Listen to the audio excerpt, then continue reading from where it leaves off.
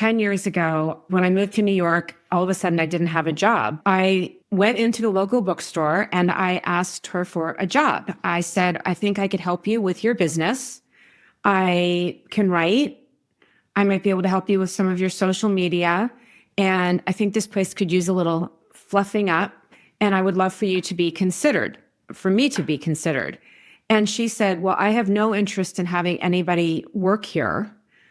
I would like to sell the business. And I said, well, who in the right mind would ever buy a bookstore? In this day and age of Amazon, why would anybody buy a bookstore? So thank you very much, but see you around town. So I go home, talk to my husband. I was all sad. I said, I really think I could make this a great bookstore. I wish she would hire me, but she wants to retire and she wants to sell the bookstore.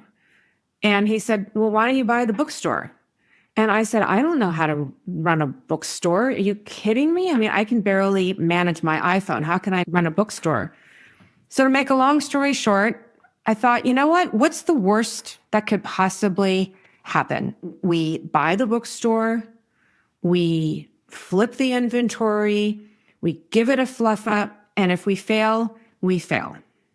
Well, 2 weeks later, we bought the bookstore.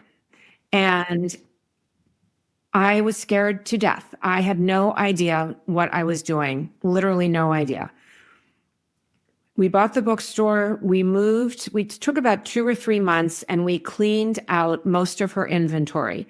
We knew that if we opened with the books that we had read and loved, that we could sell the books. If I could hold a book in my hand and say, this is why you need to read this book, I could sell it to you. And some of the distributors said, well, you can't open with these books. These are old books. And we said, well, we're going to have some new and some old. So we consolidated and opened with a nice, fresh look. And when I first thought about it, I kind of thought opening a bookstore, well, you may as well just open up the window, turn on a fan, and see the money go out.